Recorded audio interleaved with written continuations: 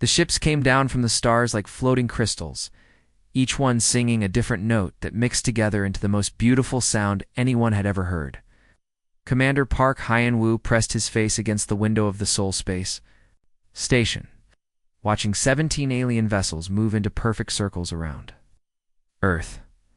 The music they made was so pretty that grown soldiers started crying just from listening to it. When the alien leaders showed up to talk to the world's governments, it looked like a person made of bright light. It called itself the Maestro and spoke with a voice that sounded like 1,000 angels singing at once. The Maestro told everyone that it had come to bring peace to Earth, just like it had done for many other planets across the galaxy. President Kim Dae-ho and other world leaders listened with big smiles on their faces, thinking this was the best thing that had ever happened to their planet.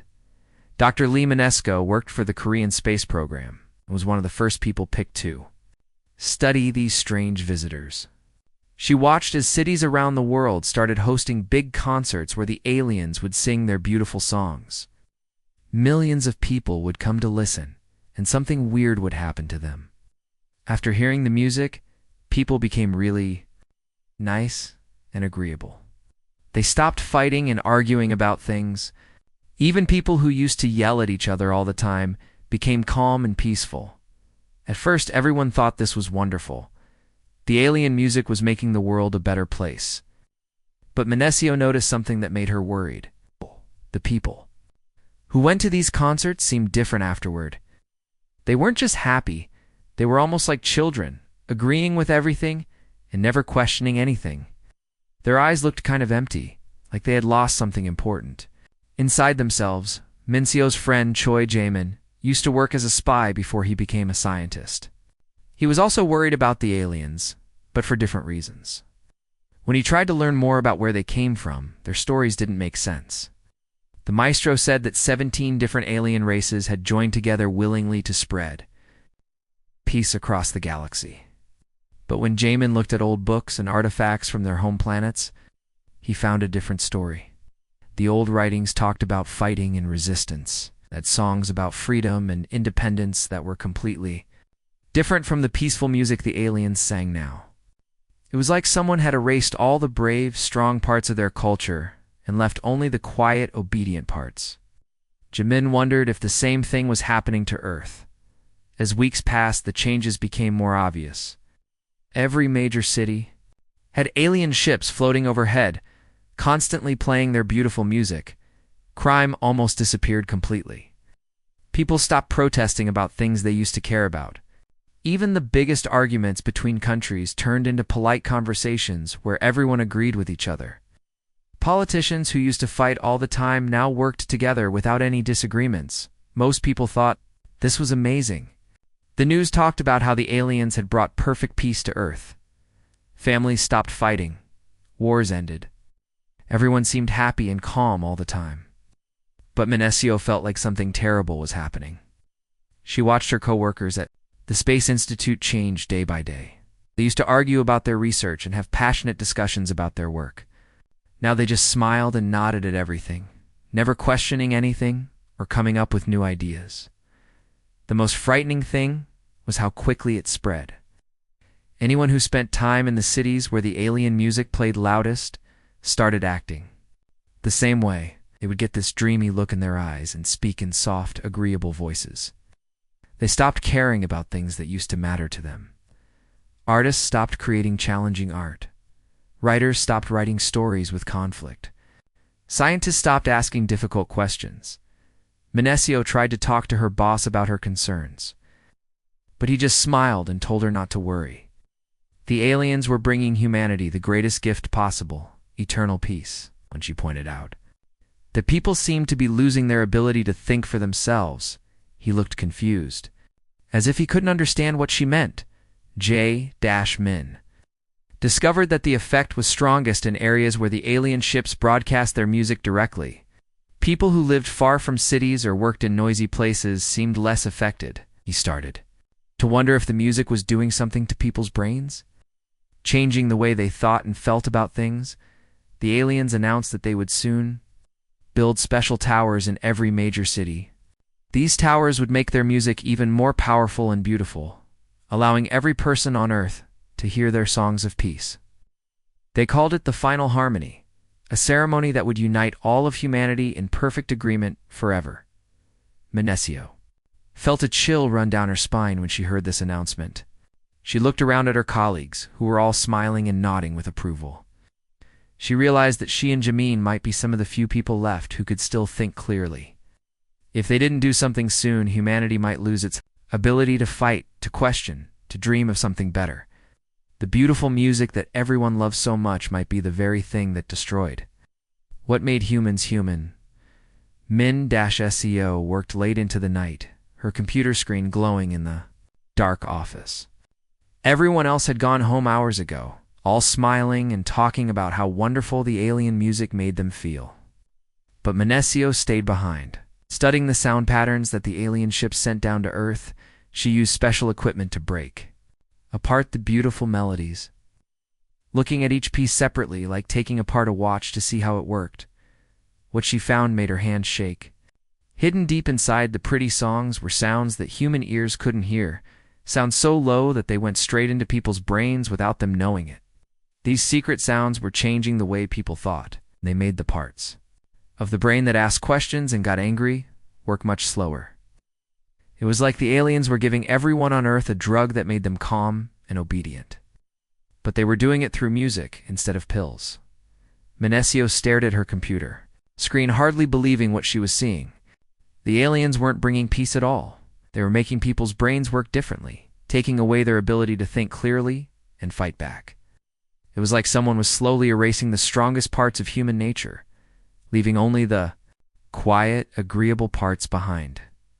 Meanwhile, Jamin was discovering his own terrible truths. He had been secretly listening to the radio messages that the alien ships sent to each other when they thought no one was paying attention. What he heard made him feel sick to his stomach. The 17 different alien races weren't working together. As friends like they claimed, they were prisoners captured and controlled by the same musical weapons that were now being used on Earth. The aliens had once been proud, strong people with their own cultures and ways of life. But decades ago, Maestro had conquered their home planets using the same beautiful songs that were now playing over Earth's cities.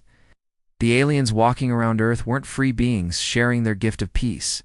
They were empty shells, their minds completely controlled by the Maestro's music.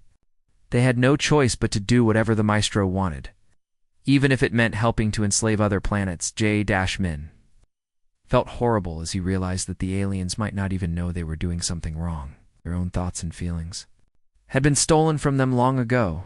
They were like robots programmed to spread the Maestro's control wherever they went. Both scientists knew they had to warn someone important about what they had discovered. Minesio and Jamin went to see Minister Park Soo-jin, who was in charge of Korea's relationship with the aliens. But when they tried to explain what they had found, the minister looked at them with a dreamy smile and glazed eyes. "The aliens have brought us such wonderful peace," Minister Park said in a soft, distant voice. "Why would you want to disturb that? Everyone is so happy now. There are no more wars, no more fighting. Isn't that what we always wanted?" Minesio tried to explain about the brain-changing sounds hidden in the music, but the minister couldn't seem to understand. It was like trying to explain color to someone who had gone blind. The minister's brain had already been changed too much by the alien music to think clearly about the danger. They tried to reach other government leaders around the world. But everywhere they went, they found the same thing. Presidents prime, ministers and generals all spoke in the same dreamy way about the wonderful peace the aliens had brought. None of them could understand that their own minds had been quietly taken over. The aliens had been very smart about how they took control of Earth. They didn't come with weapons or threats. Instead, they came with something that seemed like the best gift possible: an end to all fighting and anger. People welcomed them with open arms, never realizing that they were giving up the very things that made them human. Min-SEO watched her co-workers at the Space Institute change more each day. Scientists who used to argue passionately about their research now agreed with everything. People who used to have strong opinions about right and wrong now just smiled and nodded at whatever they were told. Was like watching everyone she knew slowly disappear. leaving behind polite strangers who looked the same but had lost their souls. Then the maestro made an announcement that filled Venecia with terror. Aliens were going to build huge towers in every major city on Earth. They called them friendship monuments. But Venecio knew what they really were: giant speakers that would make the mind-controlling music even stronger. The aliens said these towers would allow them to hold a special ceremony called the Final Harmony that would bring perfect peace to every person on the planet at the same time. Venecio understood the horrible truth. The Final Harmony wouldn't bring peace. It would be the day when every human on Earth lost their ability to think for themselves forever. After that ceremony, humans would become just like the conquered alien races, walking around with empty smiles while their minds belonged completely to the maestro. Time was running out. Soon, Venecio and Jameen might be the only people left on Earth who could still think clearly enough to fight back. They had to find a way to stop the aliens before humanity lost its last chance to stay free. Venecio and Jameen knew they had to hide from the aliens and all the people whose minds had been changed by the music. They went down into the old subway tunnels under Seoul that nobody used anymore. The tunnels were dark and dusty, but they were perfect for hiding.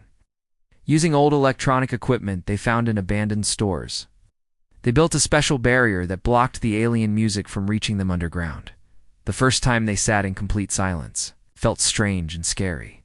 For months, there had always been beautiful alien music playing somewhere in the background. Now, with no music at all, their heads felt clear for the first time in a long while. It was like waking up from a dream they didn't know they were having. Venecio realized how much the music had been affecting even her, making her thoughts slower and less sharp. They knew they couldn't fight the aliens alone, so they started looking for other people who seemed different from everyone else. The first person they found was Kim Bora, a woman who had been born deaf, but worked as a musician. She felt music through vibrations in her body instead of hearing it with her ears, because she couldn't hear the alien songs the same way other people could. Her mind had never been changed by them. She was still angry about things that mattered, and still asked difficult questions. Next, they found Otesun, a construction worker who spent his days operating loud machines that made so much noise he couldn't hear anything else. The constant sound of his work had protected him from the alien music he was suspicious of the aliens from the very beginning and didn't trust their promises of peace. His rough hands and skeptical eyes showed that he was still the same person he had always been. Dr. Han Soyoung was a brain doctor who worked with people who thought differently than most others. She brought some of her patients with her when she joined the resistance. These people's brains worked in special ways that made them resistant to the alien music.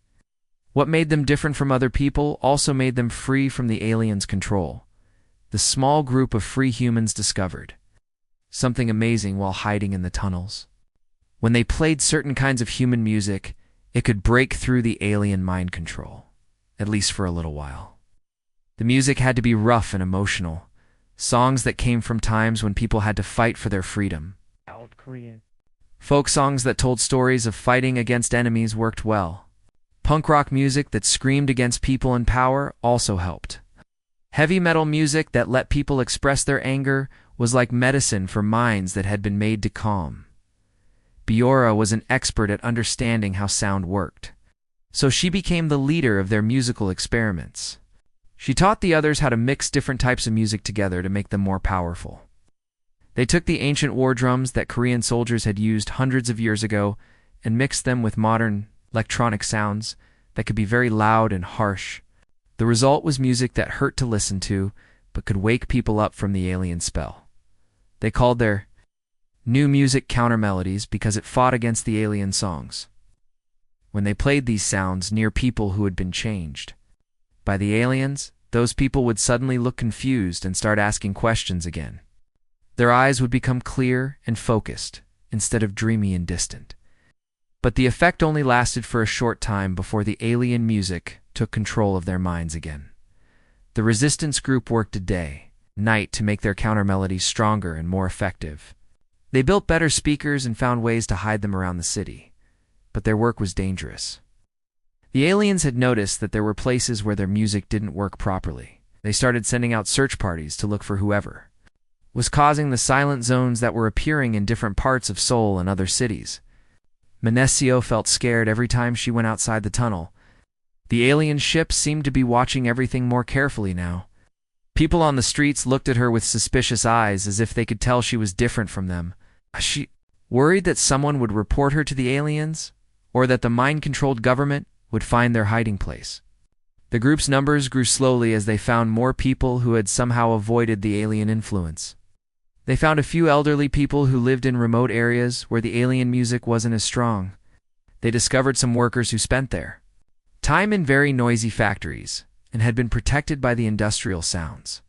Each new person brought their own knowledge and skills to help the resistance, but time was running out. The aliens were building their giant towers faster than expected, and the final harmony ceremony was only weeks away. The resistance had weapons that could wake people up temporarily. They needed something much bigger and more powerful if they were going to save all of humanity. They needed to find a way to broadcast their counter melodies to the entire world at exactly the right moment, breaking the aliens' control over everyone at once. The fate of human freedom depended on a small group of people hiding in dark tunnels, fighting back with the most powerful weapon they had, music that refused to be silenced. The day that would decide humanity's fate finally arrived. All around the world, billions of people walked slowly toward huge outdoor stadiums and gathering places.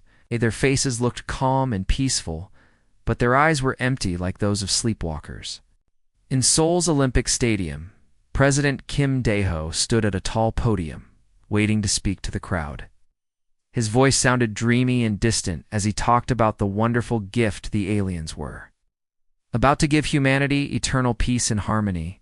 Above every major city, the alien ships moved into perfect circles, like dancers getting ready for their final performance. Each ship glowed with bright light and hummed with beautiful music. The maestro's voice echoed from all the ships at once, telling the gathered crowds that today would be the last day they would ever feel anger, fear, or confusion. After today, every human would think and feel exactly the same way, forever. Deep underground in the abandoned subway tunnels, Menesco, Jamin, and their small group of fighters made their final preparations. They'd spent weeks secretly placing hidden speakers throughout Seoul, Tokyo, New York, and London. These speakers were connected to their underground base by cables that ran through old pipes and forgotten passages. If their plan worked, they could broadcast their counter music to millions of people at exactly the right moment. Bora sat in front of a control panel covered with switches and blinking lights. Her hands shook as she got ready to press the button that would start their rebellion. She knew that if they failed, not only would humanity be enslaved forever, but the aliens would probably kill everyone in the resistance. This was their only chance to save the world. The maestro's final song began softly, like a gentle breeze, but Menesio could hear the hidden sounds underneath the brain-changing frequencies that were stronger than ever before. All around the world, the gathered crowds began to sway back and forth in perfect rhythm, moving like one giant creature instead of millions of individual people. Their last bits of independent thought were being washed away by the alien music. The alien ships pulsed with brighter and brighter light as their song grew stronger. The music was so powerful that it made the air itself vibrate. People in the crowd started to smile the same empty smile, their faces becoming identical masks of artificial happiness. Menesio watched on her computer screen as cameras around the world showed the same scene, millions of humans losing their humanity all at once. Then, at the exact moment when the alien song reached its strongest point, Biora pressed the button. Suddenly, a completely different kind of music exploded from the hidden speakers. It was loud, harsh, and full of every emotion the aliens had tried to steal from humanity. The ancient war drums of Korean warriors mixed with the screaming electric guitars of punk rock bands, the sad songs of people who had been treated badly, blended with the victory, marches of those who had won their freedom. The effect was immediate and shocking. The beautiful alien harmony broke apart like glass hitting concrete. The perfect rhythm of the swaying crowd stumbled and fell apart as people suddenly remembered who they really were. All around the world, humans stopped moving in unison and started looking around with confused but clear eyes. But something even more amazing happened in the alien ships. The 17 different alien races that had been enslaved for so long began to remember their true selves too. The counter music was so powerful that it broke through decades of mind control. Alien beings who had been walking around like robots suddenly started thinking their own thoughts again. The maestro's beautiful form began to flicker and change. The shimmering light that had made it look like an angel started to fade away, revealing something horrible underneath. It wasn't a peaceful being at all. It was a twisted creature that looked like a giant parasite.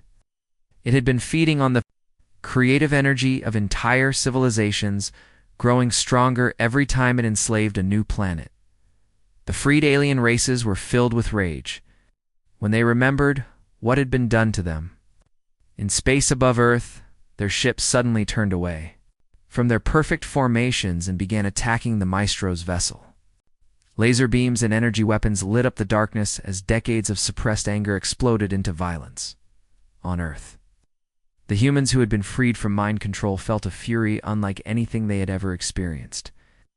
They had been tricked and nearly enslaved by creatures pretending to bring peace.